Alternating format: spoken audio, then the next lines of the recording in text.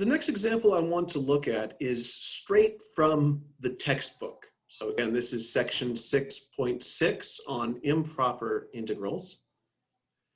And the point I would like to make here is that we can calculate improper integrals when we know antiderivatives, right? We say that we're doing the limit as the end point either goes to infinity, if infinity is the difficulty in the boundary, or as the limit as, say, b goes to some particular value of x if we have an asymptote in our function, right? Those are two different ways we have of working with improper integrals. But sometimes we'll have functions where we set up those kinds of limits, but we're still a little stuck. Now, what I'm going to do for such a problem is I'm going to go back to the idea that integrals tell us an amount of area. And I can use that to my advantage to at least know whether or not an improper integral exists or not. So I can use this to figure out whether or not I'm going to get a number representing some finite amount of area, or it might be that I just cannot assign a numerical value for whatever I'm trying to calculate. Now the function is f of x equals e to the power minus x squared. This is an interesting function for a couple different reasons. You see it a lot if you end up in a field involving statistics and probability. But this function is not one that we have the tools to integrate, not just yet. It almost looks like something you could do a u substitution on, except there's no negative 2x in my integral here. Now, it does decay very rapidly. And if I highlight in green, you can see that most of the area is here between 0 and x equals 2.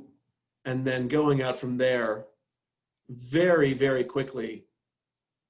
Oh, it's so small even that Desmos can't give me a numerical value for the y coordinate. That's, oh, excuse, there we are, yeah.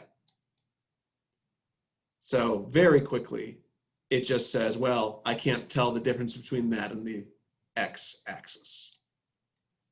It can integrate it just fine. Between 0 and 10, there is about 0.886 units of area. And as I go out further, well, it says that that's as much as I get. Now, it is picking up more area here. It's just so small that it's past the decimal point. So you might think this is a very good candidate for calculating an area. And yes, this integral, this improper integral does exist if I take the limit as b goes to infinity. The problem is, how do I decide that when I don't have a calculator or a website doing all of the work for me?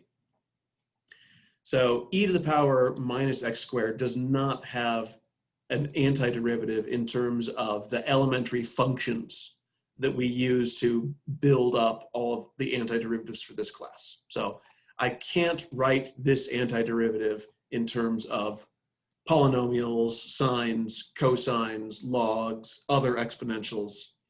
For technical reasons, that's just not going to work. The easiest way I know to actually compute this integral by hand involves multivariate calculus. So yeah, really, it does. So not something that I would be expecting from us right now. Putting aside trying to find the exact value of this integral, I can at least try to prove to myself why it should exist, why this should be a finite amount of area. So let's look at another function. I'll call it g of x. And this function is going to be e to the power minus x. So there it is. I don't want that in red. I want that in, well, let's go with blue, please. Thank you. So there it is in blue. Now, there are places where the red function is on top, meaning that e to the power minus x squared is the larger function. And there are places where the blue function is on top, meaning that e to the minus x is the larger function. And in fact, e to the power minus x is going to be the larger function for all values of x past this intersection point at x equals 1, right? If I'm taking a larger magnitude exponent here, that exponent is negative. So I think of that as dividing by more. I'll get a smaller result. Now, e to the power minus x is a function I can perform an improper integral of by hand. So if I highlight the area for the g of x function, let's say between 1 and b, and I want, excuse me, that should be a y between 0 and, yep, y between 0 on the graph of the function, x between 1 and b. The function I want is g of x. So this integral, this area, is going to be larger than the area for my f of x function, right? Just from the picture. Let's make this area blue. Let's make this area red. Now, I'm implicitly cutting up my areas, right? I'm saying, well, this piece between 0 and 1, I'm only going to look at the red graph, and I'm only going to look at the red area. That's fine. I can do that with an antiderivative, fundamental theorem of calculus, no sweat. From this point on, from the coordinate x equals 1, taking the limit as b goes to infinity, I can just see on the picture that the blue area has to be bigger than the red area.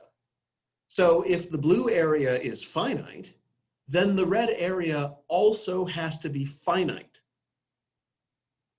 The thing that's good about this is that my blue function, e to the power minus x, this is a function I can calculate an antiderivative with.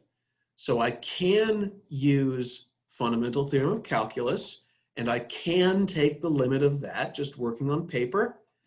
And that won't give me the exact value for the red area, but at least tells me that it will be a finite area. And that alone is a really good piece of information.